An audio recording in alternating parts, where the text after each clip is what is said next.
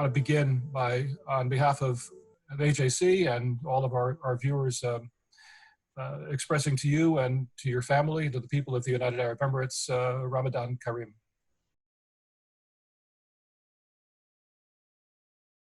Well, let me begin by talking about the issue that is on everyone's mind these days in your country and ours and around the world. How is the UAE coping with the coronavirus pandemic? What are the provisions that your country is taking to mitigate the spread of the disease? I believe that there have been efforts to ease some of the lockdown restrictions. How is that working out? Well, we're clearly all learning from each other as we go along, and this pandemic is one that has taken the entire international community, of course, by surprise. And I think it's very important that we learn the lessons from each country and each experience, knowing full well that no country is getting this right perfectly, but that we are all doing the best we can in very difficult circumstances. Of course, it's been about 2.5 months since the World Health Organization declared this a global pandemic. And I think the United Arab Emirates was very quick to recognize that fact. And perhaps that's because we've had experience of previous outbreaks in our part of the world and witnessed, for example, the impact of Ebola, of SARS and MERS in our region and around the world, that we were very prepared to implement a fast-paced testing regime to test people very, very quickly. And that was in the beginning of January that we were ready for that stage of testing. And that's also because we've had a partnership in the United Arab Emirates between the government and the private sector to make sure we have that capacity. So we're now testing more than 25,000 people a day. I think that's second only to Iceland. We've done over 1 million tests for a population of about 10 million. That's just over 10%, and we're moving upwards of that figure very quickly. So I think testing has been one of the key pillars of our strategy. Of course, like every other country, we've also proceeded to shut down our borders to international travel, whilst maintaining our position as a global supply hub for essential cargo and medical supplies. And I think that's one of the most important contributions we could make to the global effort to defeat COVID, because if you shut down your cargo flights, then essentially essential medical supplies, PPE, protective personal equipment, and personnel can't move around both the region and beyond Africa and Asia, and we are that transit point. So for example, today, in terms of the WHO's global appeal, upward of 85% of PPE equipment, medical supply has moved through the United Arab Emirates and of course the international humanitarian city based in Dubai. So I'd say the second pillar of our response, the first pillar was very instinctive and natural, which is how do we help our own society and both our residents, our community here in the UAE and our nationals, both to come home or return to the countries that they wish to be in. And secondly, to be safe. And I think testing was a key part of that initial response. I think the stay-at-home edicts that we've seen around the world have been effective in the UAE, but we're now also starting to open up, as you've mentioned, and there's some economic activity and so forth. And thirdly, I think our international profile, our international focus on how to help those in need around us and internationally has been really a prevalent part of the initial response of the UAE. So we've delivered over 472,000 metric tons of aid to over 43 countries to date. That's quite a large number for a country our size, but we think it's important that we immediately show solidarity with the countries in need who have asked us for that assistance, and we've offered that assistance to all countries in our region and beyond. So I think those are essentially the three pillars of our response today.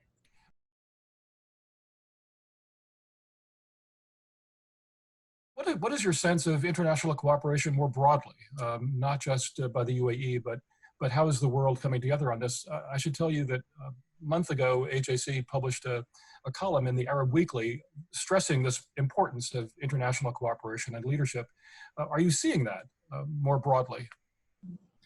So I think we're seeing it in some places. Perhaps we're seeing it less in others. I think the response from the international community as a whole was perhaps patchwork in its approach at the beginning. The readiness wasn't as evident as we would want it to be for future pandemics. And I think this is really our chance to get it right for next time, because we already know a lot more about COVID-19 than we knew a few months ago. And I think with that knowledge, we need to be more prepared internationally for a global response. I can quote the Secretary General on this. I think he's made it clear that he thinks that most countries have responded quite naturally and instinctively with a national response, how to protect one's own country and citizens. But I think the inevitable next step is to understand that this pandemic doesn't know borders, boundaries, ethnicities, religions, race, color, creed, and that everyone's well-being affects yours. And I think once that understanding of the human chain, the human link, and that perspective of a human security lens is understood internationally, we will see more coordinated international cooperation than we've seen to date.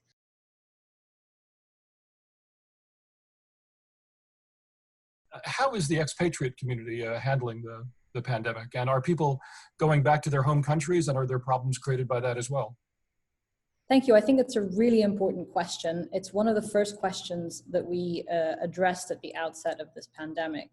I think the government of the United Arab Emirates doesn't see itself as the government of Emirati citizens only. I think they see themselves as the government of anyone who's chosen to reside and make the UAE their home. And as you've pointed out, that's a population of about 9 million, over 200 nationalities, all religions and faiths and all places of worship, including, because you've been a big supporter of this, and I thank you for that. Of course, the first new Jewish community that was established in the Arab region was in the United Arab Emirates. We're very proud of that fact, and we're very proud to be working with Rabbi Sarna, who administers to that community. His Highness Sheikh Mohammed bin Zayed, His Highness Sheikh Mohammed bin Rashid, our leadership have all been very focused on making sure that the community residing in the UAE feel as protected and have as much access as anybody else to essential healthcare. So for example, testing is free and readily available to anyone who needs a test kit for COVID-19. Access to medical facilities are freely available. And we have prioritized our focus on the domestic workforce and the labor workforce, the migrant community that live in the UAE, sometimes perhaps in less spacious conditions than someone a resident expat living in a villa or an apartment, for example. We've been at the forefront of making sure that they have access to financial support, psychological support, medical assistance, help with repatriation if that's what they wish to do, and the full access of the state and the full support of the state has been made to these various communities. Let me ask you, if I could, about not just the economic impact, but really the sort of societal impact. As you know, around the world, there has been an increase in hate speech, discrimination of various kinds against various minority groups, against Americans in the United States to some degree, against Chinese in other parts of the world, against Jews. There's been a spike in anti-Semitism. Some of the protesters who were standing outside of state capitals in the United States have signs that have quite really ugly anti-Semitic references. And I'm wondering to what degree you are seeing an increase in kind of conspiracy theories and hate in general in response to the pandemic in your own country. At the same time, your country is still moving ahead on the Year of Tolerance project that you initiated last year, opening up sort of the thinking of many in your country and around the region to the importance of diversity, of pluralism. These two trends coexisting, what are you seeing in your country? I think that the UAE was right to take a zero tolerance approach to incitement and hate speech, both online and offline, because we understand that in our part of the world particularly, but also we see this around the world, anti-Semitism, yes, anti-African sentiment in some other parts of the world, anti-Asian sentiment in some parts of the world. I think the Chinese and others of Asian descent have also seen a spike of that. And we firmly believe that obviously that energy is misdirected, negative, and unacceptable. And that's why we've taken a very, very strong line against it, both online and offline. And I think that legal system enables the community residing there to focus on what we can do to help each other, focusing that energy, that fear that drives populations, understandably, in a pandemic like this, where there are so many questions yet to be answered. And being honest with your population. explaining a facts-based approach, a science-based approach, I think is the first step for governments to take. Admitting when we don't know the answers, but making a population feel and a community feel that we are dedicating all our resources, primarily to keep the resident community safe, and secondarily to helping the international efforts, both in the race to a vaccine, but also the therapeutic treatments that are being explored around the world to treat COVID-19. So I think that we are strongly condemning any direction of that fear, which we understand, towards victimization of communities or peoples, and towards identifying those peoples as somehow a cause. We think that is unacceptable, and we've made that very clear. That is part of the year of tolerance, as you mentioned, that 2019 symbolized for us. But I think it's also part of the UAE's long history since 1971 and its commitment to interfaith existence and an interfaith community living and residing in the UAE. We find that that is the essence of our historical heritage, both in the UAE, but around the Arabian Gulf and the Middle East and the Levant.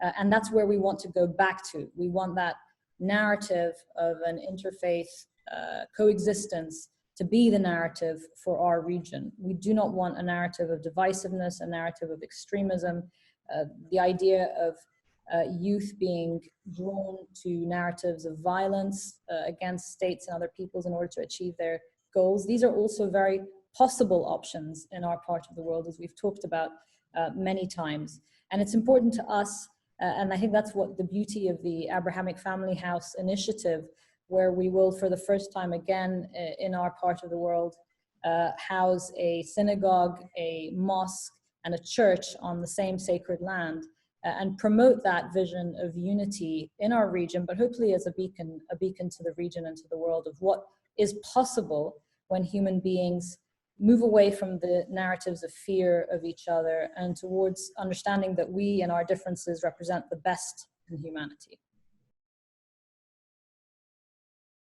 What you're bringing up, also, we're seeing in the news recently, there was a story just in Bloomberg today and in the New York Times over the weekend about TV series that are showing now during Ramadan about kind of reflecting a changing attitude toward Jews and toward Israel in the region. You, through the work of the United Arab Emirates, have taken very important steps in this direction, obviously toward the Jewish community, but also there has been an openness to dialogue with certain Israeli diplomats and officials over the last couple of years, mostly quietly, but not always so quietly. And I'm wondering if you're seeing in the Ramadan TV series that we're now seeing, Harun is one of them, and another one was I think a Saudi series called Maharaj 7. And there are others as well.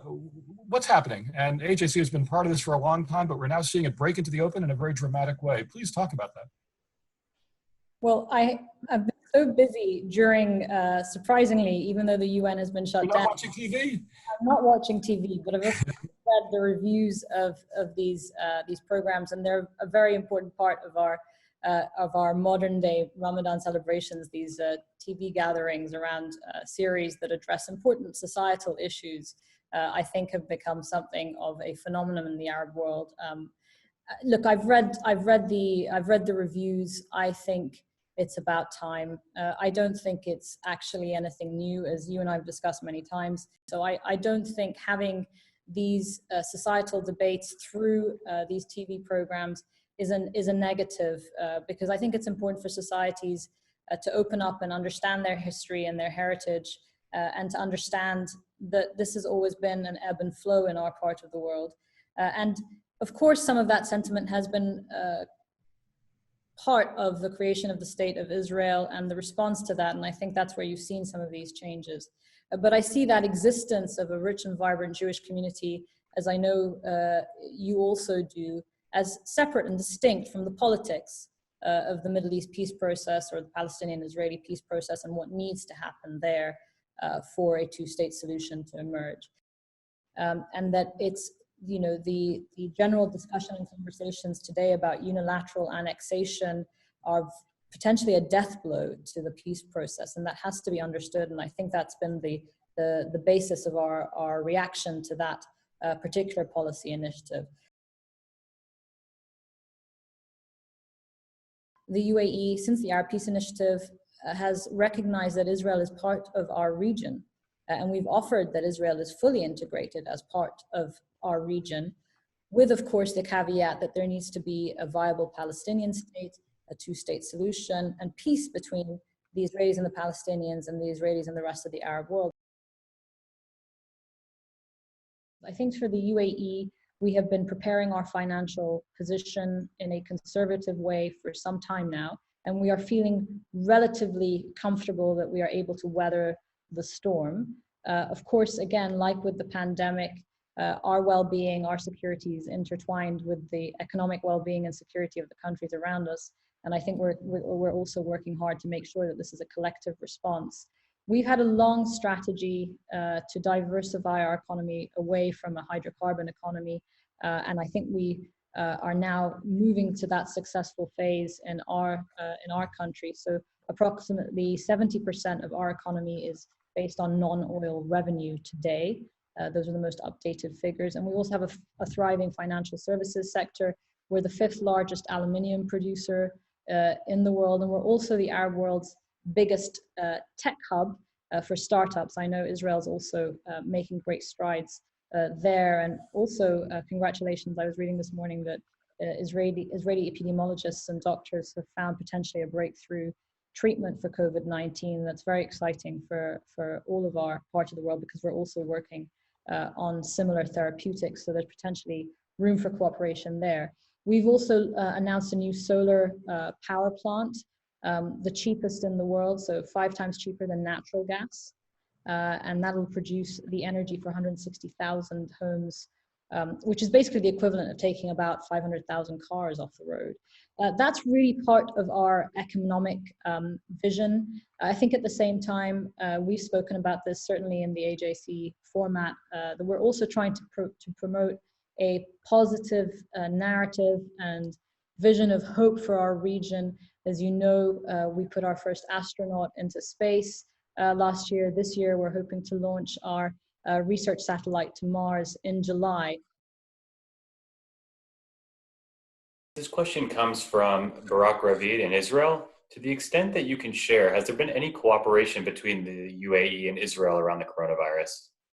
I am not aware directly of any cooperation around the coronavirus. I would have to look into that and get back to you. One of the things I would say about our perspective of science and tackling this pandemic is that it shouldn't know any borders or boundaries. And I think we have really made sure that our science community, our epidemiologists, our doctors are collaborating with doctors all around the world who want to and who ask to be in touch with us. Of course, we've had Israeli medics participate in previous events in the UAE. That wouldn't be unusual. And I'm sure that there is a lot of scope for collaboration. I don't think we would be opposed to it because I really think this public health space should be an unpoliticized space where we all try and pool our collective knowledge of this virus in order to improve the lives of many people around the world. Indeed, I think when you were describing earlier the progress that's been made in Israeli research on cures or vaccines against the coronavirus, you welcomed the notion of that kind of cooperation. So these are very, very important words that you're speaking now.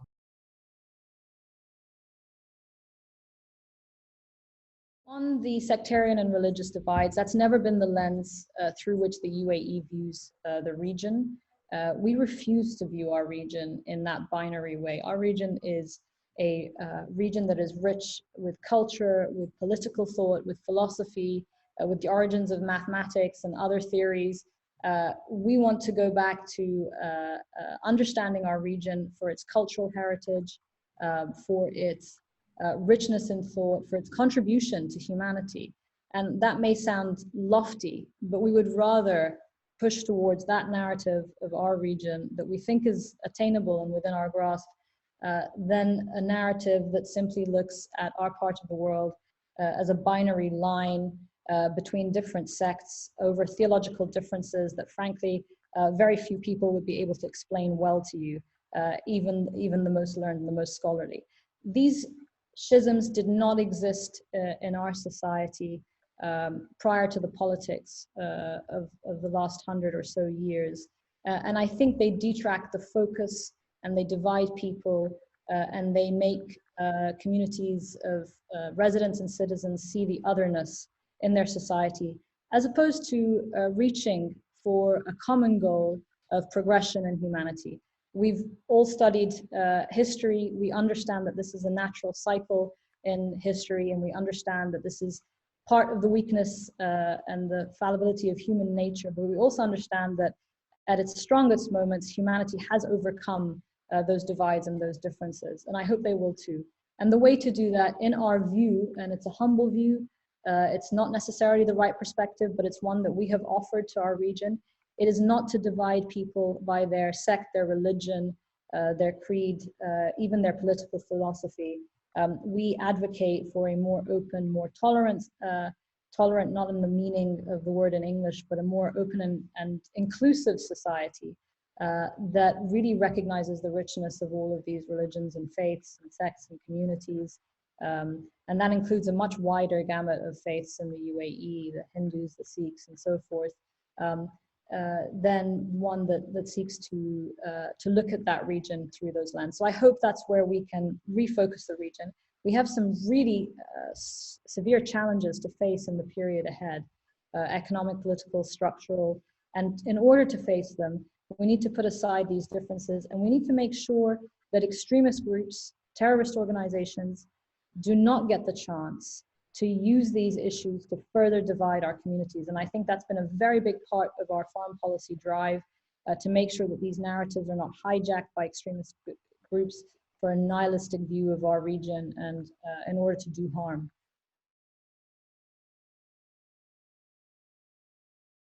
We believe that, of course, Iran is a country that we have historic ties with. We have a very vibrant Iranian community living in the UAE. We have people-to-people ties that remain incredibly important. And actually, both during their crisis in 2019, but also in COVID, we made sure that our response was primarily humanitarian. So we've sent medical supplies to Iran, one of the early countries that we helped. And we've been in touch at a political level to understand if there are things that we can do together to help each other through this difficult time. Again, recognizing that this pandemic knows no borders, and the health and safety of the Iranian people is interlinked with the health and safety of the UAE and its surrounding regional countries. At the same time, I think there's no secret that there are disagreements about some of the Iranian governments, and we make a distinction between the Iranian government and the people. Some of the Iranian government's perspectives and interference in the Arab region that we have found unhelpful and negative over the past couple of decades. And we have made those views known directly and indirectly. And I think a lot of our allies, you referenced Germany, share those views. One of the areas where we have found their foreign policy projection extremely destabilizing to our region is in the support and financing of what we would describe, and the international community would describe, as illegal, extremist militias that they have funded in various Arab countries around the region, and that are known, I am sure, to the audience here, and Hezbollah is definitely one of those. So we are in a period of de-escalation generally in the region. We think that is important as we all collectively face COVID-19. And we do not want politics to prevent a coordinated regional response to COVID-19, putting the lives of every single human being living in our region as the primary focus. But once we get back to some kind of semblance of new normal, whatever that new normal is, I think we do need to go back to addressing these issues. The proxy militias they've funded, the ballistic missile program in contravention to the UN Security Council resolution that prevents that, and of course their nuclear program that was a primary issue of concern between Iran and the international community. Those remain as issues. COVID doesn't wash them away, but I think our primary focus today is on the human-to-human relationship.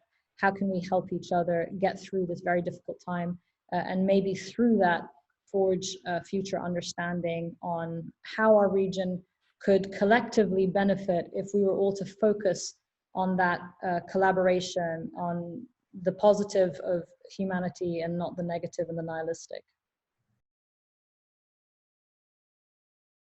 As a female leader in the Arab world, how are you personally received by others in your region? And what advantages and disadvantages does it present for you in conducting the business of representing the UAE at the United Nations?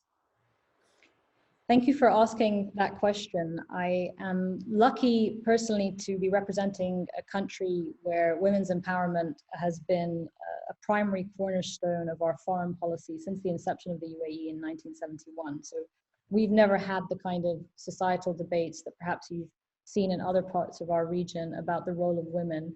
We truly believe that for our economies, our politics, our society to be healthy and thriving, that women need to be front and center of the leadership group that are working on that. So there are no glass ceilings in the UAE, whether it's the diplomatic service, whether it's a place in cabinet, whether it's in the military, the judiciary, the police force, etc. And of course, now women are also frontline, and we commend their bravery in the medical response to COVID-19 in the UAE as health workers, both from the UAE, but of course from the expatriate community. And we're equally proud of all the women who are taking on that incredible burden.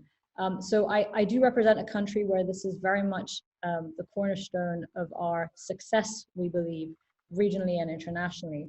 I think what we try and do with that knowledge is sell it as a model regionally and internationally, that it's not only morally the right thing to do, it's really the smart thing to do to include women in your leadership, in your society, in all different sectors. And I think that's what we are doing today in our projections of our foreign policy. So for example, in our humanitarian aid strategy, women's empowerment is one of the key pillars of that humanitarian aid strategy. When we contribute to other countries in times of need, we always make sure that protection of women and their rights and the empowerment of women and their contribution to society is, if you like, budgeted in to the aid program. And I think that's one really concrete way that you can project a success story that you know is not just good for your country, but good for the world. Of course, countries differ in their approach to that.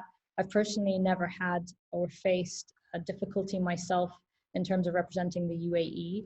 But it would also be untrue to deny that there are very real disparate experiences between women around the world in terms of their inclusion in society and in terms of their inclusion in government and economy. And I think we just try every day at the United Nations to sell the case that when women are part of the table, whether it's the peace and negotiations table, then peace agreements last much longer than they would have had women not been part of that conversation. Whether it's in terms of your economy, then your GDP and your economic activity goes up in double digits in terms of contribution to both your country's economy and the global economy. And also that there have been a number of studies around women's leadership in boardrooms, in the banking sector, in corporate companies, where leadership decisions that are balanced between both sexes also contribute to more balanced decision making. So I think the case has been sold. We certainly believe in it in the UAE, and we certainly promote it every day in what I do in the United Nations. I must tell you what a pleasure it's been to have this conversation with you, and how enlightening and encouraging it has been for me and all of our viewers. And I think with that, I want to look forward to our next conversation with you and your colleagues in the UAE, and thank all of the viewers for tuning into today's call.